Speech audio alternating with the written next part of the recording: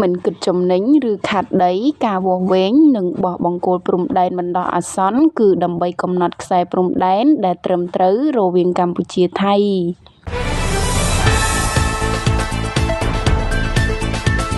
ការវាស់វែងនិងបោះបង្គោលព្រំដែនបណ្ដោះអាសន្នជាមួយថៃមិនមែនដើម្បីគណនាអំពីការចំណេញឬខាត់ដីនោះទេ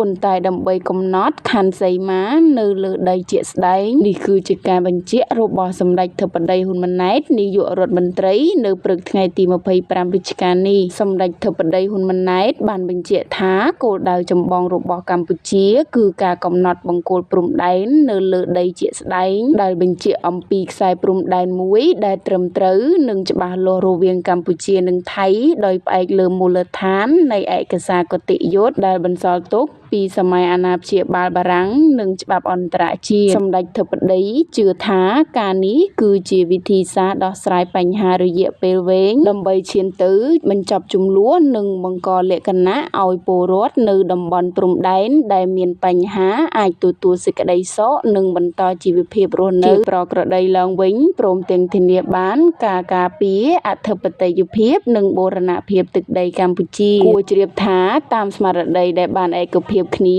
រវាងគណៈកម្មការចម្រុះខណ្ឌសីមាព្រំដែនគោកកម្ពុជាថៃ JBC ភាគីកម្ពុជានិងភាគីថៃបានឯកភាពបញ្ចូលក្រុមវាស់វែងចម្រុះចុះអនុវត្តការងារវាស់វែងនិងបោះបង្គោលព្រំដែនបណ្ដោះអាសន្ននៅកំណាត់ខ្សែព្រំដែនចន្លោះបង្គោលព្រំដែនលេខ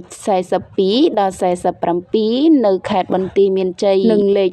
52ដល់លេខ59នៅខេត្តបាត់ដំបងកិច្ចការងារនេះត្រូវបានគេយកមកជជែកវែកញែកតាមបណ្ដាញសង្គមដោយចោទសួរនិងបង្ហាញកង្វល់ថាកម្ពុជាអាចខាតប្រយោជន៍ឬបាត់បង់ទឹកដីជាដើម